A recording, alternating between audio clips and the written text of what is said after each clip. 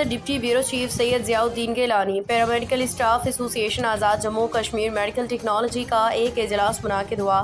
اجلاس میں حکومت آزاد کشمیر سے مطالبہ کیا گیا کہ میڈیکل ٹیکنالوجی کے لوگ جب سرکاری جاب پہ ہوتے ہیں تو کام خود کرتے ہیں، جب ریٹائر ہو جاتے ہیں تو ان پہ پابندی لگا دی گئی، فوری طور پہ سابقہ صورتحال بحال کی جائے، لائسنس نمبر 9، 10، 11 بحال کیا جائے تاکہ ان ملازمین میں پائی جانے والی بے چینی دور ہو سکے اور دل جمعی سے کام کر سکیں۔ اس وقت آزاد کشمیر بھر میں احتجاج چل رہا ہے، اگر یہی صورتحال باقی رہی تو مکمل کام چھوڑ ہڑتال کی جائے گی۔ اجلاس میں سید سمسام، علی سامی سردار، رفاقت حسین، طاہر جاوید اعوان، راجہ سجاد حیدر فوجدار، افریدی حفیظ الرحمان، سید ضیاء الدین گیلانی، قاضی تنویر حسین چودھری، طارق حسین و دیگر نے خطاب کیا۔